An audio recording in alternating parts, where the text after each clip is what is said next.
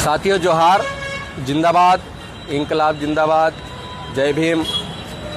साथियों अभी 15 नवंबर को महामानव क्रांति सूर्य धरती आबा बिरसा मुंडा जी की जयंती आने वाली है और वह 150वीं जयंती है।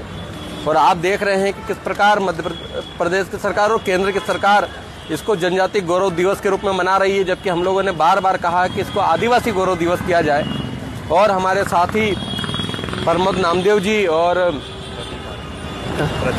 प्रदीप आरबी जी एक शहीद बिरसा मुंडा सप्ताह सांझी विरासत यात्रा निकाल रहे हैं, जो 15 नवंबर से 20 नवंबर तक चलेगी, जो इंदौर से होकर इंदौर संभाग के अलग अलग क्षेत्रों में, अलग अलग जिलों में, धार, बड़वानी, झाबुआ होते हुए देवास जिले तक पूरी जगह जाएगी। इंदौर पूरा जिला कवर होगा।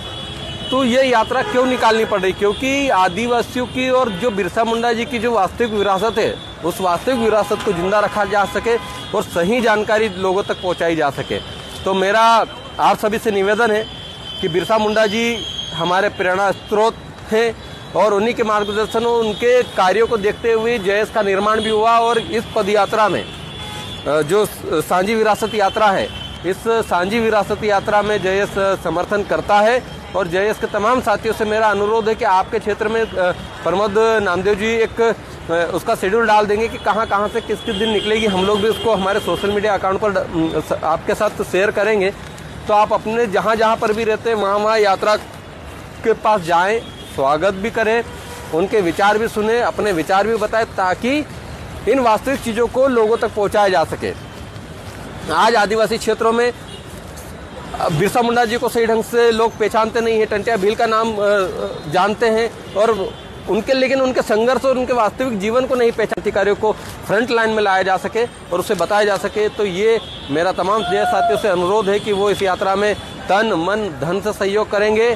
और इस यात्रा में जहाँ पर भी रात्रि विश्राम रुकते हैं प्रमोद भाई पूरी टीम, वहाँ पर उनके खाने और रहने की व्यवस्था आपसे जो बन सके वो करें। खैर उन्होंने पूरी प्लानिंग की है, उनकी यात्रा के दौरान जो जो रुकना और सब रात्रि विश्राम का उन्होंने प्रबंधन किया हुआ, लेकिन फिर भी हमारा सहयोग लगेगा, हम सहयोग करेंगे, ज़्यादा अच्छे से यात्रा निकल पाएगी।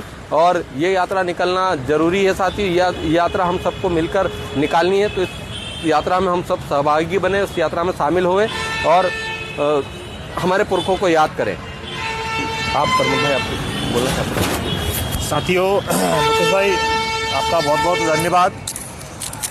ये यात्रा एक ऐसे समय में निकाली जा रही है जब जल जंगल ज़मीन पे चौतरफा हमला है और जब हम देख रहे हैं कि हमारे आदिवासी संस्कृति, आदिवासी कल्चर लगातार खतरे में।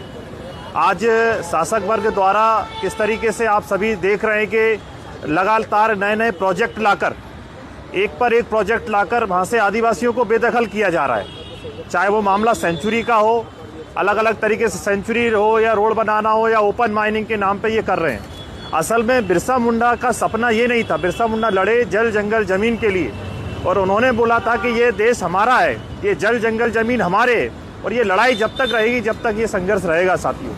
इसलिए हम हमारे बेरोजगार युवाओं की बात को गाँव तक पहुँचाने के लिए कि कैसे भ्रष्टाचार हो रहा है नौकरियों के अंदर। हमारे कल साथियों ने, आपने देखा होगा, आप गांव देहात से ताल्लुक़ रखते हैं, आपके बच्चे इंदौर पढ़ने आते हैं लेकिन उनकी छात्रवृत्ति नहीं आ रही है। आप देख रहे हैं उनके एग्ज़ाम में उनको रोका जा रहा है। तो ये संघर्ष हमारा, हम जो चला रहे हैं, इस संघर्ष को आप तक पहुंचाने के लिए ये यात्रा निकाल रहे हैं। लोकेश भाई ने इस यात्रा को समर्थन दिया है। हम आप सभी लोगों से भी इस यात्रा का समर्थन की अपील करते हैं। ये यात्रा में हम चाहते हैं कि शहीदों के विचारों को जनमानस तक पहुँचाने का एक जरिया बने और यात्रा के बाद हर बच्चा गांव का ये जाने कि बिरसा मुंडा कौन थे, चंद्रशेखर आज़ाद कौन थे, टांटिया मामा कौन थे, इनको जाने लोग। ये हमारी इस पर कोशिश रहेगी। धन्यवाद लोकेश भाई।